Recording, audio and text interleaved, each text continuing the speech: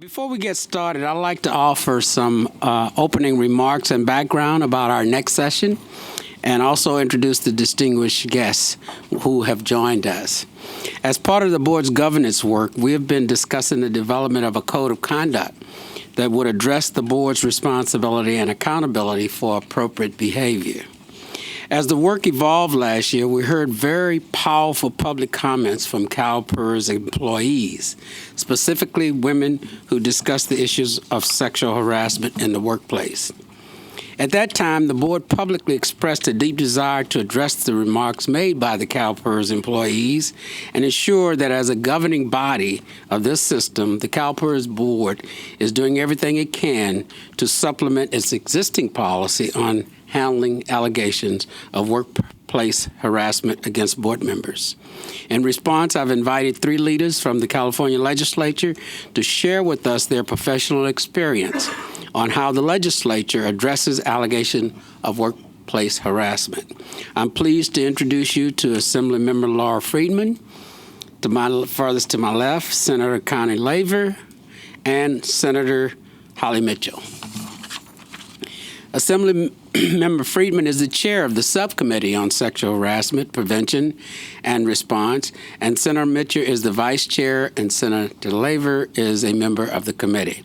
I want to thank you again for being here to share your thoughts and insights with us as we begin to address some of these issues that were called to our attention a year ago. And I do need to indicate to our board members that we have a hard stop at 4:45 because the senator and assembly person has to leave. So with that, we'll throw it open to you and however you want to start. Well, good afternoon. Thank you so much for having us. First, I'd like to say this is the first board meeting I've ever been to where I can actually read everyone's name.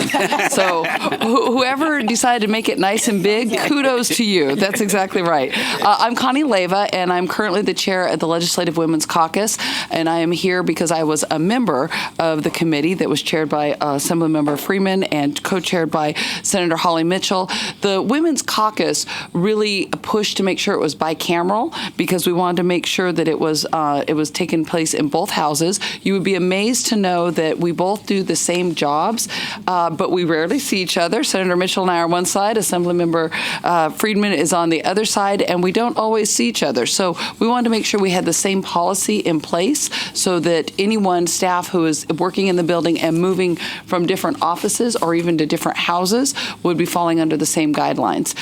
It was, as you probably all know, it's very difficult. And the hardest part is changing culture, right? You can put something on paper and say, this is what we're going to do, but actually getting people to buy in and change the culture will probably take years to come in the California Legislature. But I just want to say thank you for having me, and I'm going to turn it over to the ladies who actually did the hard work. Chairwoman? Hey, I'm not sure. Well, first, it's an honor to be here. Yeah. It's an honor to be here. I appreciate your inviting us to come and share a bit of our experiences. I'm not sure if you have been given, thank you, the recommendations and the policy that was adopted by the legislature, and if you've had a chance to review it. Okay, you haven't, so we're happy to make that available to you. And as well, the hearings that we had, I believe we had 5 hearings, something like that, 6 hearings. We had a bunch of hearings, and they were, they were long, and we pretty much brought out all of the different types of experts who deal with the field of sexual harassment, from investigators to people who adjudicate to attorneys, to talk about the way that we could change our policies to change our culture to have a workplace, the type of workplace that we wanted to experience. And all of that is online. So I highly recommend that if you're really interested in doing a deep dive and watching hours of testimony from experts, have at it. that way, you know, as you move forward yourselves, you won't have to kind of reinvent the wheel or do that work again. And I will just tell you, after hearing from all of those different occupations and subject matters, one of the takeaways that I had was that when you're a hammer, everything looks like a nail. So when the investigators come in, you just need better investigations. When the lawyers come in, you need more laws. When the HR people come in, you need better counselors.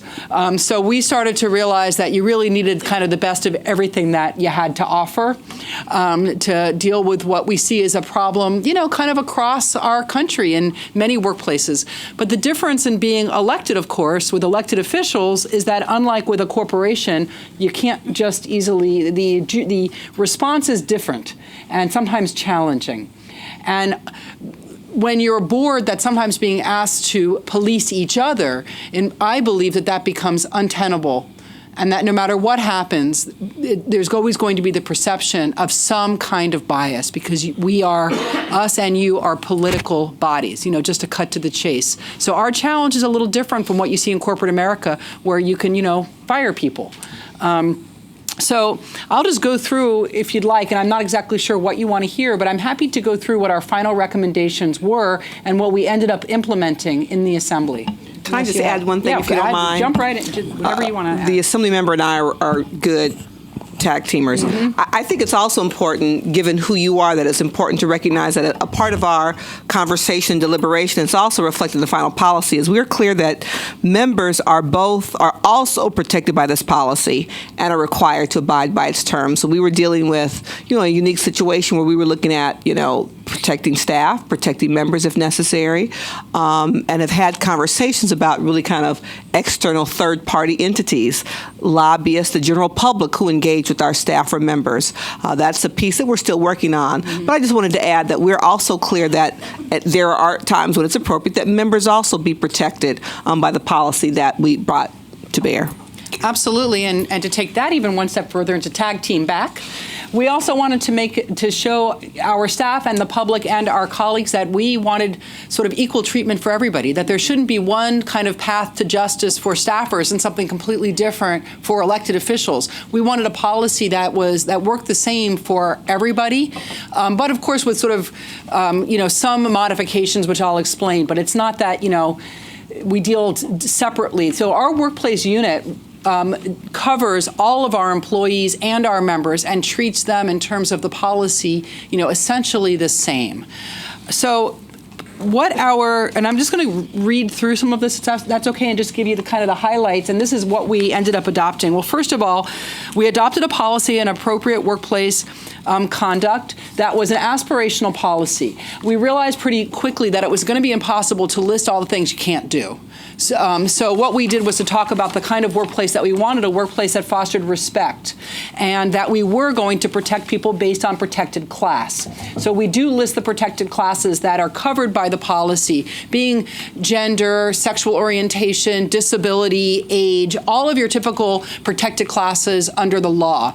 And we also tried to suss out things that were that would come into us that would go to regular HR as opposed to things that would go to the workplace unit, which would deal with discrimination, retaliation, and harassment of protected class, right, which is a little bit different than workplace complaints you might get that aren't based on protected class, like my boss is mean to me, my boss yells at everybody. That is an HR matter. That is not a workplace, you know,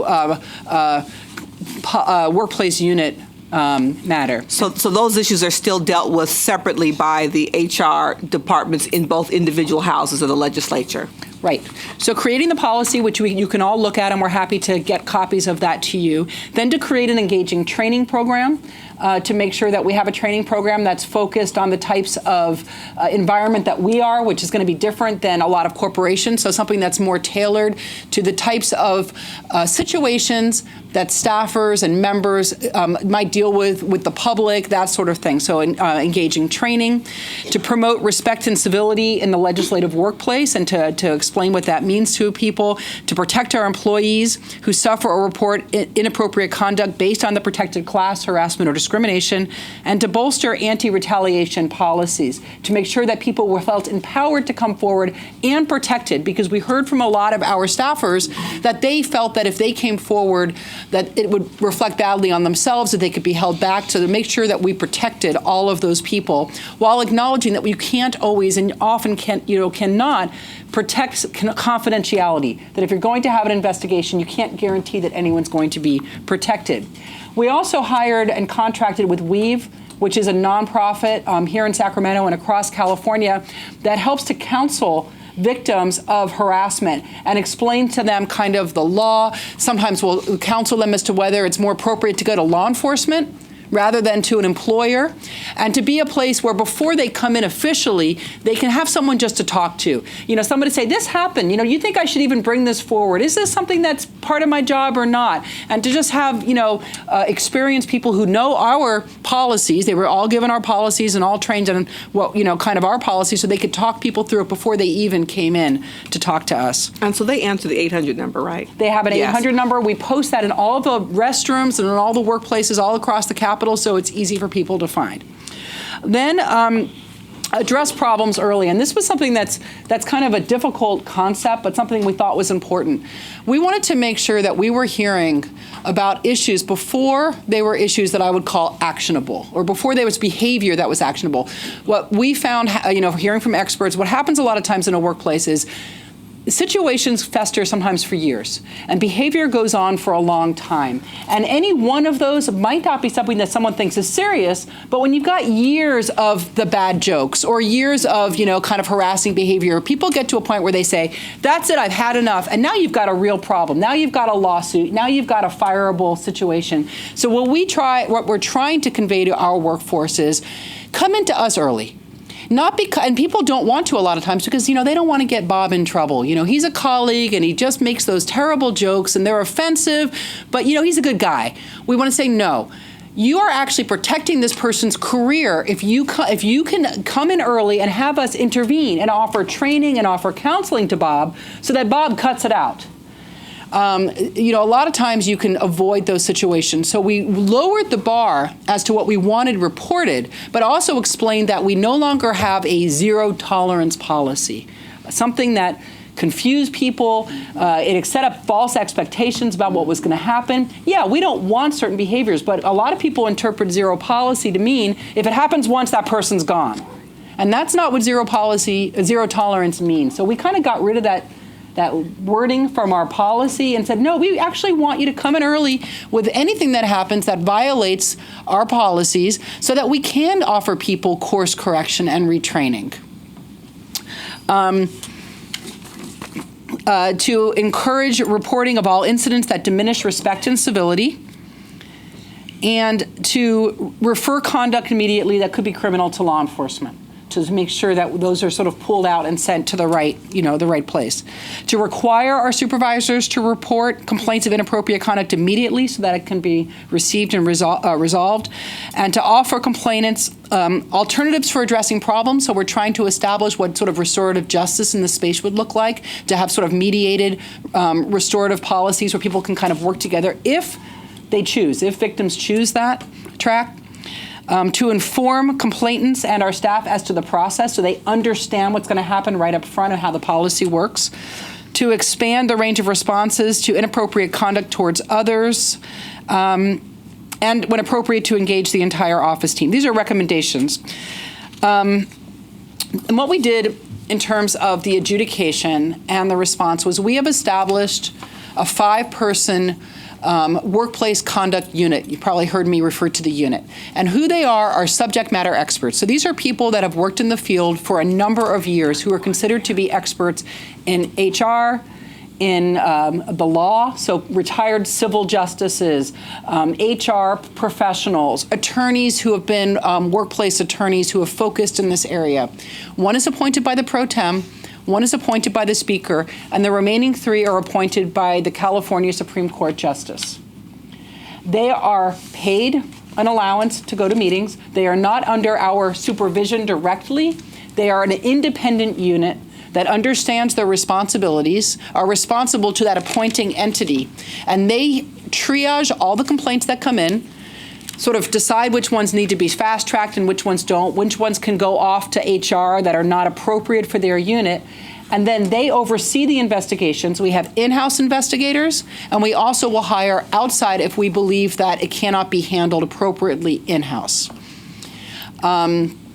They then hear the investigations, sort of review all the underlying material themselves, interact with the investigators, and then meet themselves to discuss the case, and then they come up with whether it is a violation or is not of our policies, and kind of at what level, and recommend the response. You know, anything from a day of training, something written in a file, up to something much more serious. Now, our policy is that when it comes to senior staff and elected officials, sustained allegations of harassment will be made public.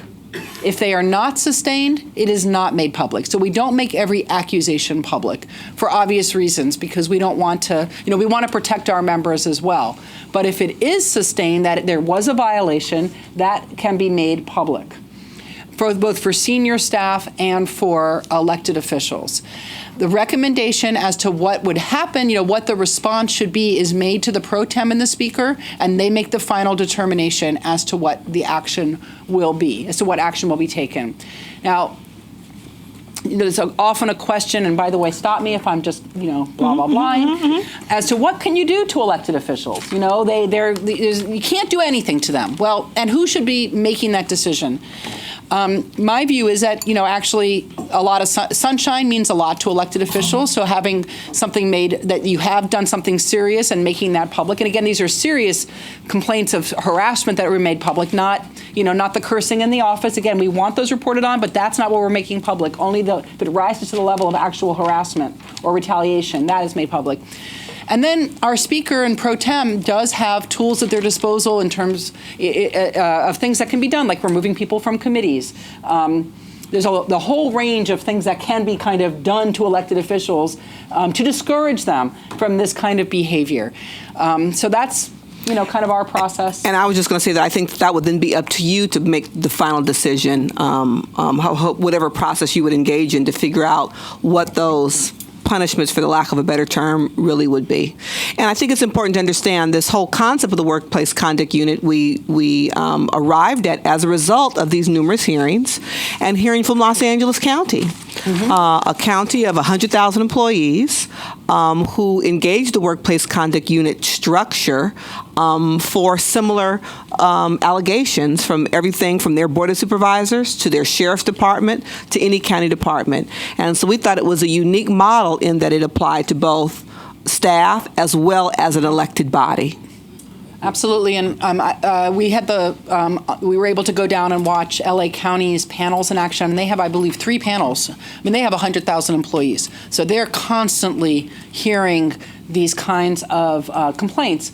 And what's interesting is, how they measured success from when they first began. I think it was in the public safety divisions based on some, lawsuits they had and some really horrible harassment issues that they had, and then felt that it was so successful that they spread it countywide to every single county division, and it covers the entire LA County now. And what they found was complaints went way up, which is what they wanted, because it showed people trusted the system and they would come forward. And again, they lowered the bar as to what was sort of complainable, but the lawsuits went way down. And the employees had now this process to go through, and they also treat it very much, when you go to watch the panel, it's not a trial. It's not, they're not sitting up there at a dais and people are coming forward and testifying. They've already reviewed all of the testimony. The panel has reviewed all of the investigator's report. They have a supervisor sitting in front of them, and the panel will say to them, well, here's what we believe happened.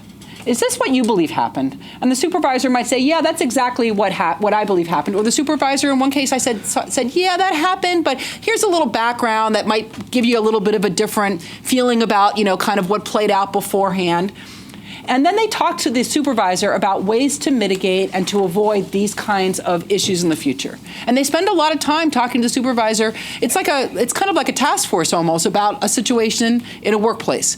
And they said, well, here's the problem you're having, and here's some recommendations. You need to kind of do this, and you need to do this a little bit better. And this could be a problem, and I know that this is difficult for you as the supervisor with this person, but here's what the law says, here's what your responsibility is, and here's what we recommend. So when everyone that I saw where the supervisor walked out, I think they really felt much more empowered to deal with the situation.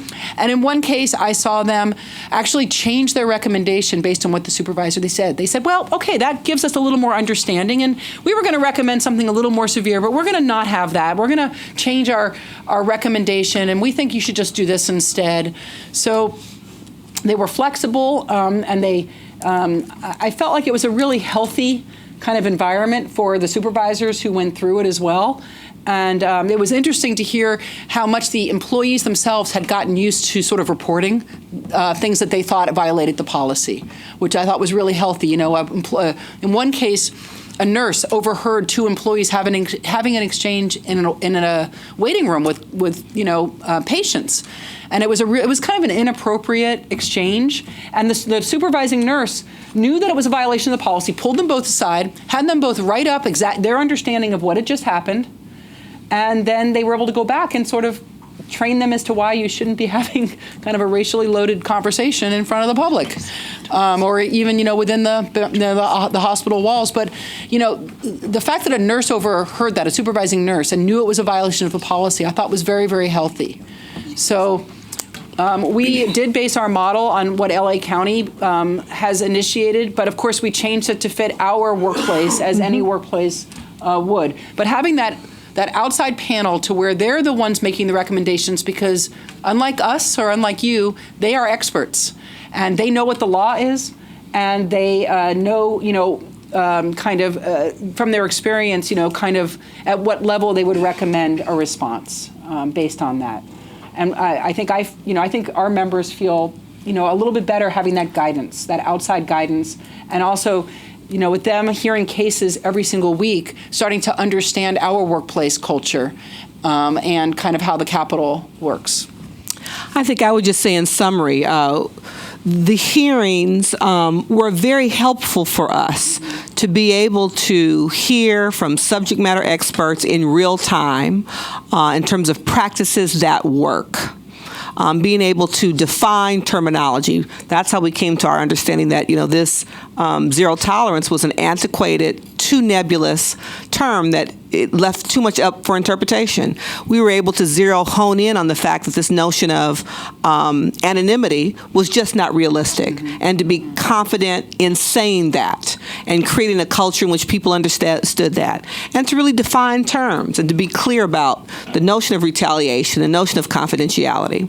The other piece I would add in this entire process that took us about a year, we kick-started in the fall of 17, and our workplace conduct unit became fully operational February 1 of 2019, was also getting a sense of the culture of our organization. The legislature had never done a climate survey.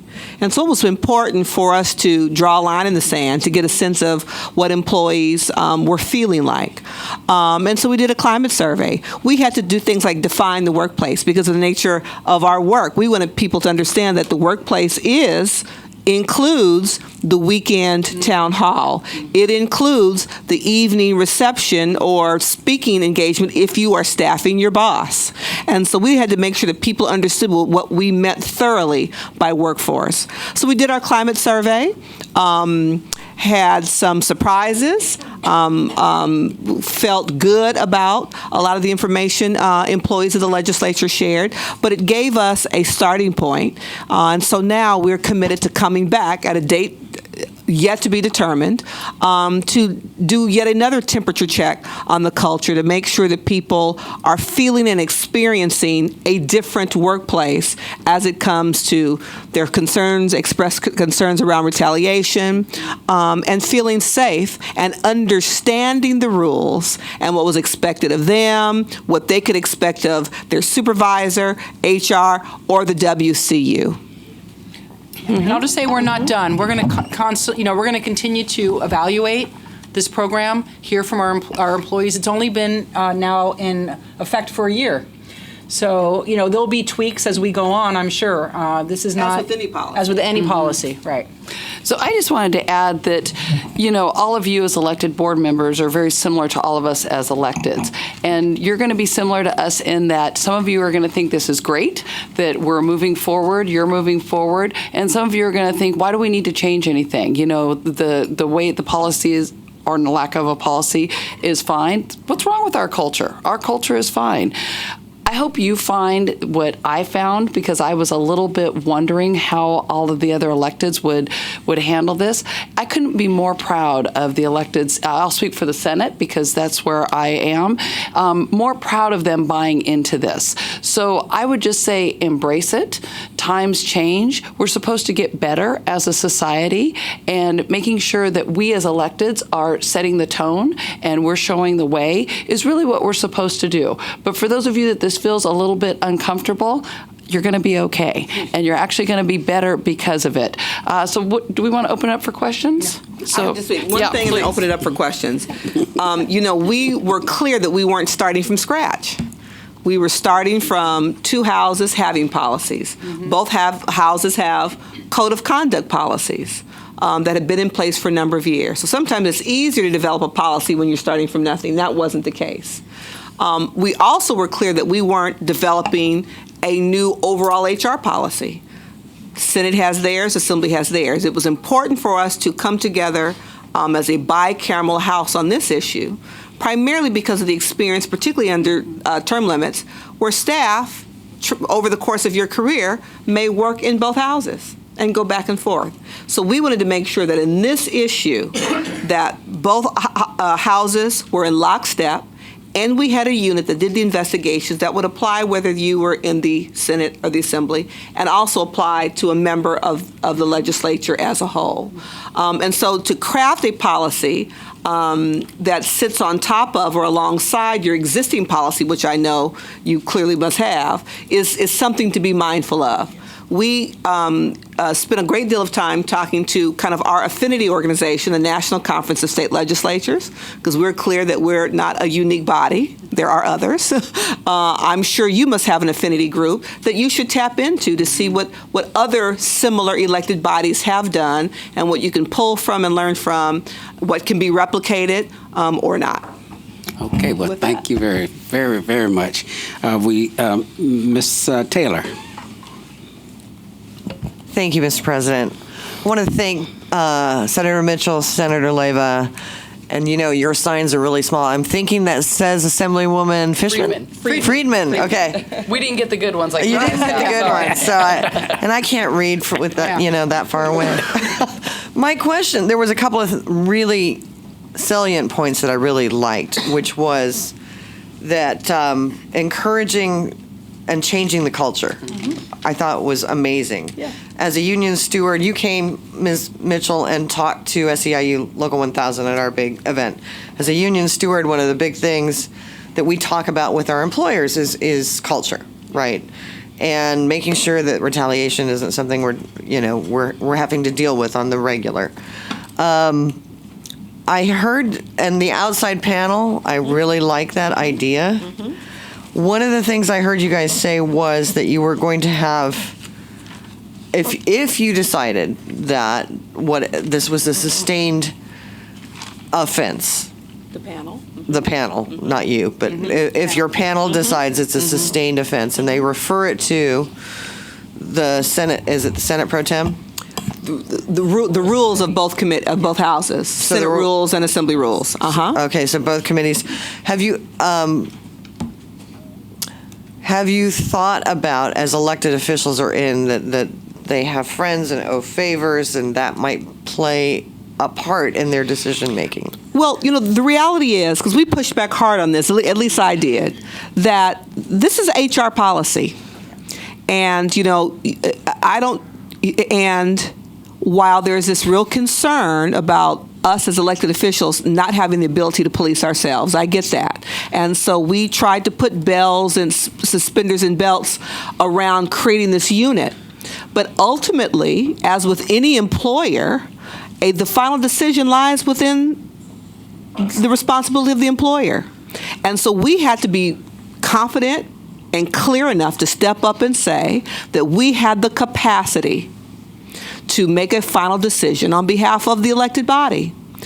What we do say is that if either the leadership of either house chooses not to follow the recommendation or brought forward by the unit, then that has to be made public. So the public would know. Okay. The WCU panel said A, and the Rules Committee has opted to do B. And so we put that in place, again, as the Assembly member said, you shine a bright light, it's very helpful. Yeah. But I think it's also important that we as elected officials stand up and say, we hear the external concerns, this really is an HR matter, and we do have a responsibility to manage these decisions. That's what we have to do. The only time it comes outside of our purview is if a criminal law were violated, and then law enforcement is called in. Right. But otherwise, we have the responsibility as the ultimate kind of director, if you will, or executive of each body. And then I appreciate that. So that sort of resolves that. That shines that light on. Yes. And I like the fact that you guys are looking at the transparency portion, because as a board, I think we struggle, like you probably do too, as electeds, trying to figure out, and appointeds, trying to figure out, okay, what can we do if this is violated? Right.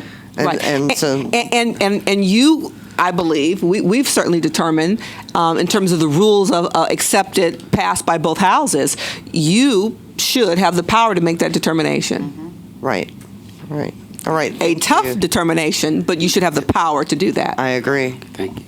Okay, Mr. Fechner? Yes, thank you, Mr. President. First of all, thank you for being here and sharing your insight with us. Just have a question. Being a labor leader for years and having to sit through a lot of these kind of meetings and things and defend folks, sometimes not defend them. But at the same time, the word I heard used was, if the allegations are sustained, they can be made public. What's the determination of what pushes that public and what doesn't? And along the same lines as what Ms. Taylor was saying, it tends to leave a lot of, shall we say, wiggle room in there, if it can, or it's not, the word that I would have used was shall. So if it's not shall and it's can, what makes that determination so you don't fall into the pitfall? If it's sexual harassment, it's made public. Okay. If it's harassment. Things that wouldn't be made public were things that didn't fall within that. So my boss yells at me. It would be that kind of thing. So there really, in our policy, it's outlined as to what's made public. There's no wiggle room. Excellent. If the panel comes back and says this was sexual harassment, we've had several of those already released to the press that's been written about with senior staffers, who have gone through this process. It's if they say something happened, but it's not harassment, it's not discrimination, it's some other workplace conduct issue. That's what. We're not sending the necessarily yellers, and we found from the press too that they actually aren't even interested in that. Thank you. Yeah. Can I, if you don't mind, can I read directly from the policy? I want to give you this paragraph. Confidentiality in the process encourages reporting, and the legislature will work to maintain the confidentiality. Blah, blah, blah, blah. The legislature, however, is a public body. In balancing the interests in confidentiality and transparency, the legislature will maintain the confidentiality of these personnel matters, except as follows. Certain documents will be released in cases where the panel determines the facts related to sexual harassment claims have been substantiated against a member or a high-level legislative employee, and the House has imposed discipline or has determined that the allegations are well-founded based on the independent panel's findings. The documents to be released will be the claim filed and the letter provided to the subject of the investigation, which will include a summary of the panel's factual findings. All documents will redact the personally identifying information of the accuser and witnesses for privacy reasons. Very good. Okay, Mr. Miller? Yeah, thank you. I really appreciate hearing about this. Here on the CalPERS board, we certainly have a keen interest in how we can do a better job at addressing some of these types of things as elected officials. And as a state employee who's been around since the Duke Majan administration, long before any of you, maybe, I've seen so much where, and I work at the Department of Toxics, where we have a famously toxic kind of organizational culture. And this model with, changes and tailoring could be such a huge positive impact on helping new leadership change that culture over the next few years, that I really hope that, other state departments and other public agencies look at getting away from some of our 40, 50-year-old models that have been around since before I came to state government, to look at how can we do better. And I just am so pleased to hear that this model is, you're giving it a go, and it seems to be working for you. I think government in general, unfortunately, doesn't spend enough time talking about organizational culture. I think we perceive it as a luxury of the private sector or someplace else, somebody other than government. And it's really important. I think it's important for us as an elected body to realize that we're not only, policymaker or regulation promulgators, we're also employers. And with that comes a huge responsibility that we are obligated to devote equal time to. And so pausing and spending our resources to invest in our corporate culture, climate survey, updating our trainings, those kinds of things, was a big step for government to engage in. But I think it's a missing piece for government across the board. Yeah, and I'm really also encouraged that it seems that Governor Newsom and some of his key people seem to, they're more enlightened than some of our previous administrations on this regard. So I'm very hopeful. Thank you. Mr. Perez? Yeah, the model sounds like it works really good. It sounds something like I'd like to explore here. My question is, how do you, while you release the sustained offenses of sexual harassment, how do you protect the non-sustained or unfounded investigations against a PRA? Yeah, they don't get released. They're confidential employee matters. So What they about wouldn't be subject to PRA. If it's against y'all? Same thing, it's still employee matters. Thank you. If it's not substantiated. Yeah, it's not substantiated. Good comment. Ms. Middleton? Thank you. There have been a couple of high-profile cases that have been reported in the media. Is it making a difference, and how are you going to sustain the progress you've made? I think the high-profile cases that were covered in the media were before they all resulted in resignations. And it was before we finished this process and actually had a policy. So those publicized events and their ensuing resignations, they didn't go through this process. They to the degree that they waited until an investigation was complete, it was under our old policies where the individual HR departments in each respective house conducted them. Anything you want to add? I'll just say, having culture change, it takes time. Yeah. And, the important thing in the beginning is to make sure that employees are protected and that people feel empowered to come forward. And even that takes time. And I don't think, we're not there yet completely. I don't know that we'll ever really, always, it's never going to be perfect. And I think in any workplace, and we have a changing culture. I don't think we're unique in this. I think this is something you hear across the country is there are people who still maybe don't really understand exactly what the problem is, what the problems have been. I think people are kind of becoming more enlightened to that, in different respects, and people are learning all the time, which is why I think the ongoing training part of this, like to me, what was appealing to me about this process too is that it's not just there in the worst cases, that it's there so that you can almost have sort of this a workplace-wide dialogue about what appropriate behavior is and what it looks like. And you kind of have it through what people bring forward so that the culture itself corrects itself, because all the rules in the world aren't going to make a difference in people's everyday behavior necessarily. What really makes a difference is when you start policing each other and policing yourself. And when people start saying to each other when they're out having a drink at night, the example that was given is, if a group of people are having drinks together and one person walks away and one person at the table starts to say something about them.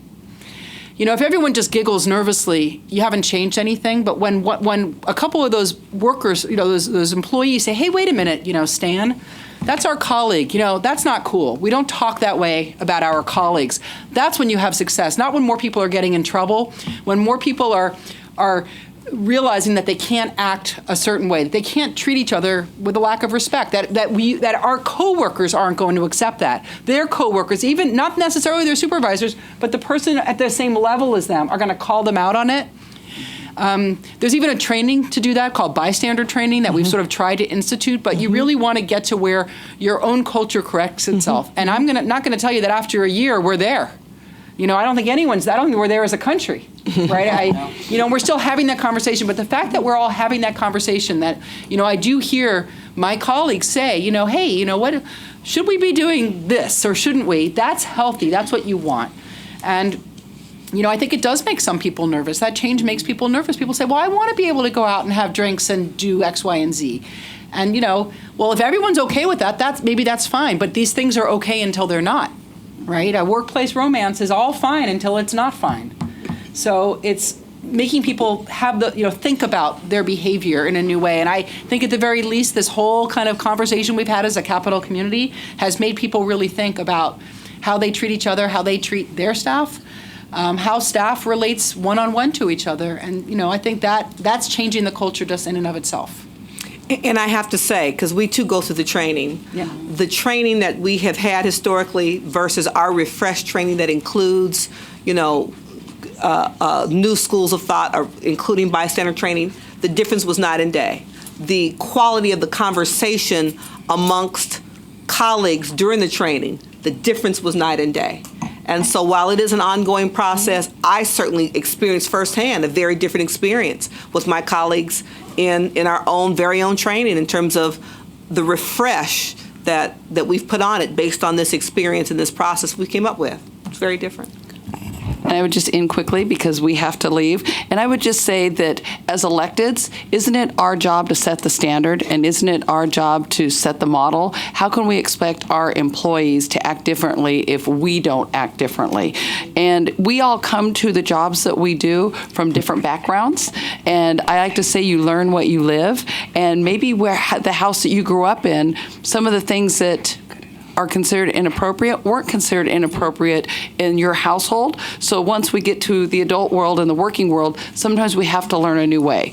Again, I'll say it might be a little uncomfortable, but you can get there. I'm so proud of our colleagues and what they've done, and I think we're very happy that we could be here and hopefully share some of our insights, and hopefully it will work for you too. So thank you for having us. Well, I just want to say, Senators Leyva and Mitchell and Assemblymember Friedman, we are very delighted to have you come before us and share your thoughts and some of the steps that you've taken to deal with this important issue. And I think it's a lot of food for thought for us, and we will be pursuing some of those avenues that you've laid out. And so, again, we want to thank you on behalf of the board for taking the time to come and spend some time with us on this issue. Well, so let's give them a hand. Much. Thank you all.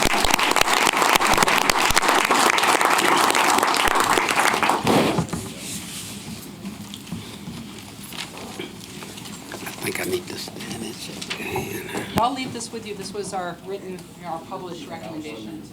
Perfect.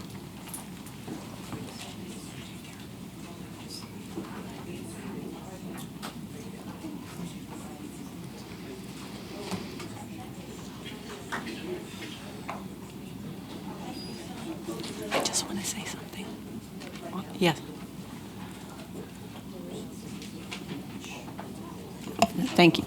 Ms. Ortega? Yeah, Mr. Jones, thank you. I just want to make sure that the board members know about some of the things we have in place for state employees, because I think the commentary was sort of suggested that we don't have anything for state employees. So on January 1st, we launched out of CalHR a discrimination complaint tracking system. Pardon me. This is a system that all state departments, including CalPERS, are required to use. The EEO officer of each department will be required to put in all complaints that are filed against those protected classes that were discussed by the members. The system will track how long it takes to investigate the complaint, what the outcome of the complaint is, over the long term, whether there are settlements or any kind of cash payments made as a result of those complaints. And so that launched on January 1. Departments are using it today. The CalHR has a pretty extensive role in monitoring the EEO activity across the state, so we have a lot of authority to raise red flags if we see departments are not investigating cases timely, that sort of thing. Additionally, I wanted to mention that Governor Newsom has created several task forces around creating a more respectful workplace, issues around diversity and inclusion, pay equity. So there is a task force on sexual harassment prevention, training, and response. And so they are looking at both some of the tools to make sure the training compliance is improved across the state, and looking at some of the questions that I think Senator Mitchell got to about the training. After decades of training on sexual harassment, there really hasn't been much of a change in terms of the numbers of complaints that are filed, and just sort of looking at the social science suggests that the kind of trainings that we have today are not particularly effective, and this bystander training and some of the other things that try to get at culture are more effective than just here's what it takes to violate the law, which sort of gets to the zero tolerance and the kind of antiquated way of thinking about these things. So I just want to make sure everyone's aware of that as it relates to state employees. Yeah, thank you, and that's important information as we go down this path, so that'll be good to reach out to you and make sure we're getting that kind of information and incorporating it in our direction. I might just add in that same vein that about a year and a half, this board adopted a policy with respect to handling allegations of harassment against other board members. And a lot of the items that the legislators talked about, various policies and practices for investigating, we do have analogs, whether they be CalHR analogs or specifically CalPERS analogs or the analogs that were just adopted a year and a half ago by this board, so that it's not as might have been, as people might have thought from what was said, that none of that is in place. Sure. Right. Yeah, thanks for that clarification. Well, before we close our public session, I want to take a moment to acknowledge the holiday we celebrated yesterday. It was a day to honor the life, accomplishments, and legacy of Dr. Martin Luther King, Jr. Dr. King was a historic leader who defined change and transformation. He was a pioneer and an advocate who inspired generations through his commitment to love and people. At CalPERS, we embrace an inclusive and dynamic culture, one that creates a sense of belonging and empowers every employee and every team. We're thankful that Dr. King's dream of empowerment and inclusion helped pave the way for us, and we look forward to our continued work to fulfill his dream. And so with that, we will now adjourn the open meeting, and we will go into closed session. Oh, I have to say, just a minute, I have to read this for closed session. Yeah, we will join now into closed session for items A through D from the closed session agenda. This will include the following litigating matters: Sanchez versus CalPERS, Sentinel Capital Partners LLC versus CalPERS, and Kesterson versus CalPERS. We'll also receive the General Counsel's update on pending litigation. But before we go into closed session, I'd like to thank our stakeholders and members of the public for joining our educational session today. I hope you found them to be as informative as I did.